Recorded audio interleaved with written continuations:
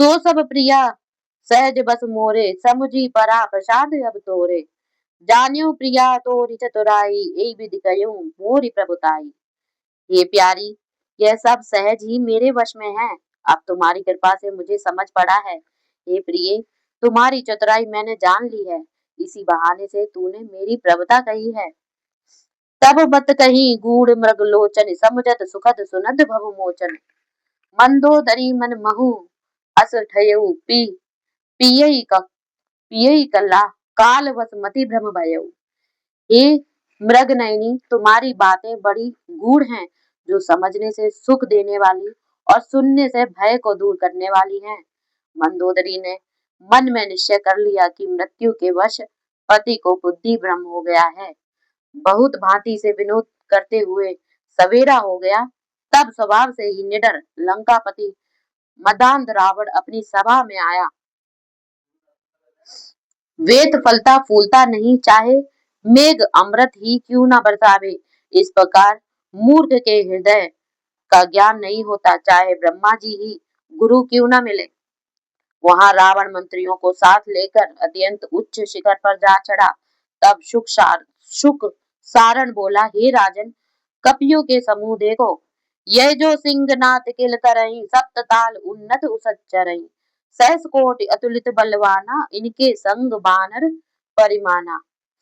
यह सिंहनाद करके किलकारी मारते हैं, 7 ताल के बराबर ऊंचे हैं और सहस्त्र करोड़ अतुलित बल वाले बानर इनके साथ हैं। रण अजीत यह सहज असंका, नाद सुने कांपे गढ़ लंका। नख निरकऊ इनके लंगूरे, जनु ऋतु पावस जग धन पूरे। यह युद्ध में अजेय, स्वभाव से ही निडर है, जिसकी गर्जना सुनकर लंका कांपती है। आकाश में इनकी पूंछों को तो देखो, मानो वर्षा ऋतु में 2 धनुष निकल गए हैं। विश्वकर्मा के सुते अभिमानी, इन इन पर से पर सिला तरानी। रहब ताम्रगिरि कंदर माही, गोदावरी विमल जल पाही। ये विश्वकर्मा के अभिमानी पुत्र ये विश्वकर्मा के अभिमानी पुत्र हैं। इन्हीं के छूने से शिलाएं जल ऊपर तैरी थी। ये ताम्रगिरी की कंदरा में रहते हैं और गोदावरी का निर्मल जल पीते हैं। अति बल आगे धावई वीरा, इन पर कृपा करई रघुवीरा। करई यमु कर संगर ढीला, कंजल वरण नाम नल नीला। ये जो अत्यंत बलशाली वीर आगे चलते हैं, इन पर श्री रघुनाथ जी की अत्यंत कृपा है। ये युद्ध में यम को भी ढीला कर सकते हैं। ये काले रंग के नल और नील नामक 2 बानर हैं। पदम 18 कपि कटक चले निकी भुज छाह। निज कर सुरभि गुमन ले, रघुपति पूजी बाह सियावर। राम जय जय राम, करो कल्याण सीताराम। बानरों की 18 पदम सेना उनकी भुजाओं की छाया में चलती है। अपने हाथ से मनोहर सुगंधित पुष्प लेकर श्री राम जी ने इनकी भुजाओं का पूजन किया है। यह जो आवत अचल समाना, 14 ताड़ उच्च परिमाना। बास पुलिंदा के तट करई, अम्बुद निकर निरखि कर धरई। ये जो पर्वत के समान चला जा आता है, जिसकी ऊंचाई 14 ताड़ के वृक्षों के बराबर है, जो पुलिंदा नदी के किनारे रहता है और बादलों के समूह को देखते ही पकड़ लेता है। रक्त कमल दल सम सब देहा, जनु बिकलेउ संध्या कर मेहा। हते मेदनी पूछ भवाई, लंका सोह चितब जनु खाई। इसकी देह लाल कमल के समान है, मानो संध्या का मेघ उदय हुआ है। पूछ घुमाकर मारे तो पृथ्वी फट जाए। लंका की ओर ऐसे देखता है मानो खा जाएगा। तारा सुवन बालिको जायो, अति अति जूझा रघुपति मन भायो। हृदय गगन इनके प्रभु भानु, पंच पदम इन कर पर न मानु। बाली से उत्पन्न यह तारा का पुत्र बड़ा ही शूर है और राम जी को यह अत्यंत प्रिय है। इसके हृदयाकाश में प्रभु सूर्य के समान बसते हैं।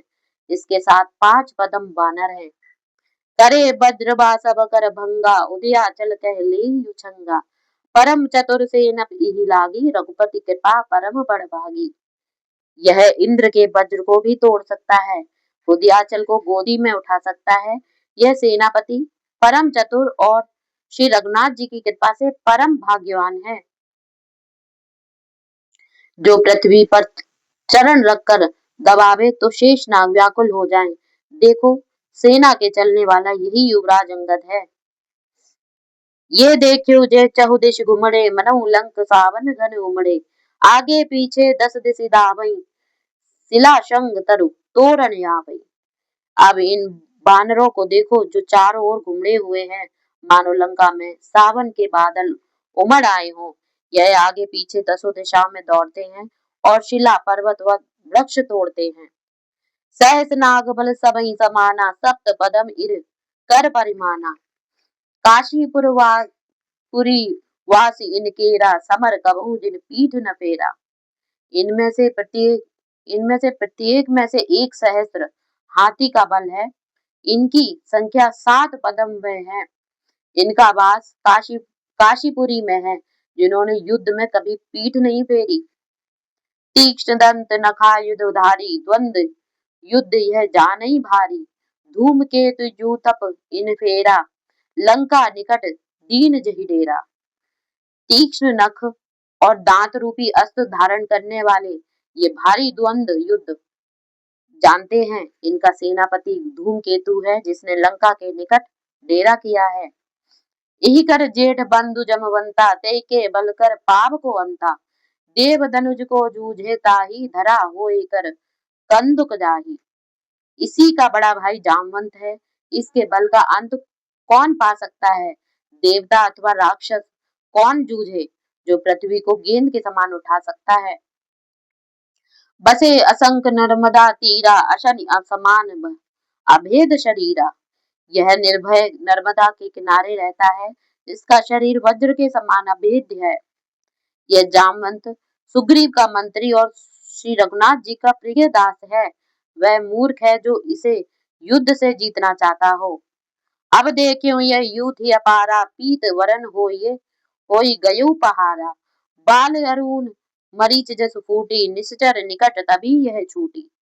अब इस अपार सेना को देखो जिसके रंग से पहाड़ पीला हो गया है जैसे बाल सूर्य की किरण फूटकर राक्षस रूपी अंधकार का नाश करना चाहती हो।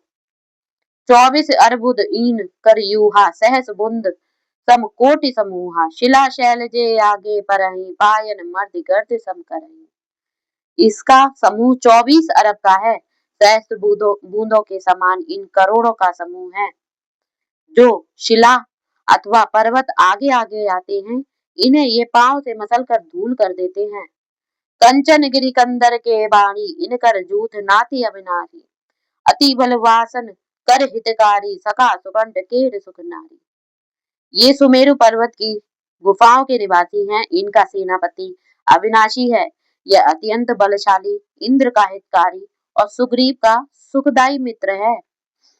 पान करे गंगा कर नीरा पर्वत संग समान शरीरा छिन छिन सिंह नाद जो होई गर्जत आवत है कपि सोई। यह गंगा का जल पीता है और पर्वत के शिखर के समान उसका शरीर है। क्षण क्षण में सिंहनाद जो होता है सो वही वानर गरजता चला जाता है। जस त्यों मंगल गलते गज बल कर नाहि नियंत यह कपि राजा के शरीर सुवन जासु हनुमंत सियावर राम जय जय राम करो कल्याण सीताराम। तीनों लोकों में जिसका यश फैल रहा है जिसने अनेक हाथी मारे हैं जिसके बल का अंत नहीं है यह वही वानरों का राजा केसरी है जिसका पुत्र हनुमान है।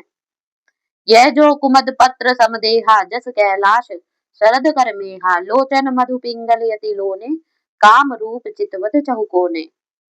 यह जो कुमुद के समान देह वाला जैसे कैलाश पर्वत के ऊपर शरद का मेघ होता है जिसके पुत्र भूरे और सुंदर हैं जो इच्छा अनुसार देह धारण करने वाला और चारों कोनों को देखता है।